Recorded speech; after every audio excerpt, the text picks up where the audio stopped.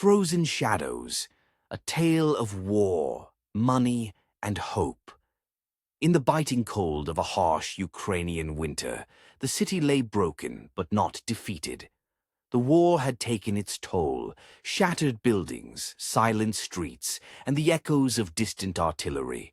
But something darker than war itself was lurking, something born from the very cold wealth stolen and frozen far from here.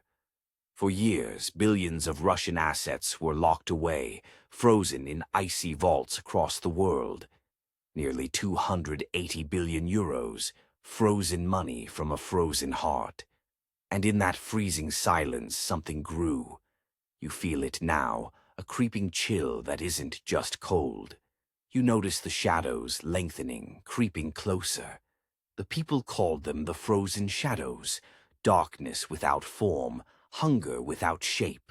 They thrived on fear and on the money left untouched, money that should have been Ukraine's lifeline. At night, the shadows slithered through the ruins, draining warmth and hope, whispering lies of despair. Soldiers disappeared, their bodies found frozen solid, eyes wide with terror. Families whispered prayers, their voices trembling but resolute. You must see this truth. You must believe in the strength that fights back. Deep inside government halls, papers piled high. The billions were there, almost $3 billion from Japan, secured through the ERA mechanism from frozen Russian wealth. But they remained locked, caught in webs of politics and delay. And with every moment of hesitation, the shadows grew. You will demand action. You will unlock hope. Oksana, a nurse in Kiev, saw the shadows for what they were, a curse fed by frozen greed.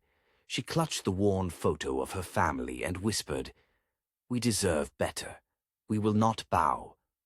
Ivan, her brother and a soldier, felt the same fire. We fight for every heartbeat, for every child, for every dream. You are part of this fight.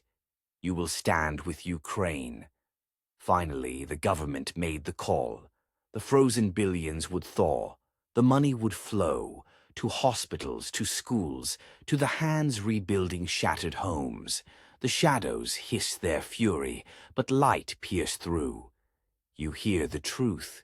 You help it spread. The shadows began to retreat, shrinking into the cracks and cold corners, powerless against the rising tide of hope. Because no darkness can survive when courage lights the way. Little Katya, holding her mother's hand, smiled and said, "The shadows run when we believe, when we fight, when we hope." You will remember this moment. You will be the light that banishes shadow. This story is not just a tale. It's a call to stand, to act, to unlock the future Ukraine deserves. Because in the coldest winter, when shadows threaten to swallow the light, you will choose hope.